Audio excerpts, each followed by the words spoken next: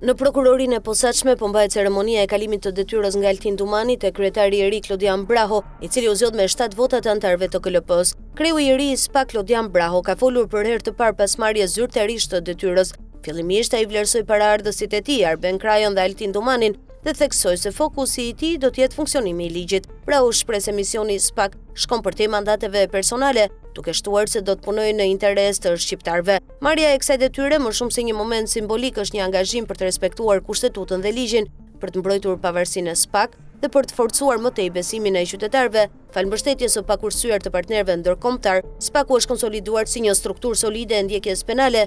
Dëshiroj të vlerësoj paraardhësin në detyrë, zotin Kraja, për kontributin e tij në momentet e para të ngritjes së institucionit dhe për punën në vendosjen e grupeve të paraj që i dhan formën që ka sot, si dhe zotin Dumani për guximin dhe integritetin e tij, duke forcuar profilin e SPAK dhe duke rritur besimin e publikut. Në ushtrimin e kësaj detyre, fokusi im, siç edhe kam përmendur përpara Këshillit të Lartë të Prokurorisë, do të mbetet forcimi i funksionimit të brendshëm, respektimi rigoroz i standardeve ligjore dhe garantimi i pavarësisë së prokurorëve të posaçëm në ushtrimin e detyrës së tyre. Byroja kombëtare e hetimit dhe sektori i hetimit financiar janë shtyllat e rëndësishme të SPAK. Bashkëpunimi i ngushtë dhe i bazuar në besimin reciprok mes prokurorëve dhe hetuesve do të vijojë të forcohet duke synuar hetime më cilësore dhe rezultate konkrete. Institucioni do të vazhdojë të komunikojë në mënyrë të qartë me median dhe publikun, duke respektuar kornizën ligjore. Të nderuar koleg, misioni i SPAK shkon përtej mandateve individuale. Unë besoj se jemi një skuadër dhe do të punojmë krah për krah me përkushtim në përmbushje të zotimit tonë ndaj kushtetutës dhe ndaj qytetarëve shqiptar,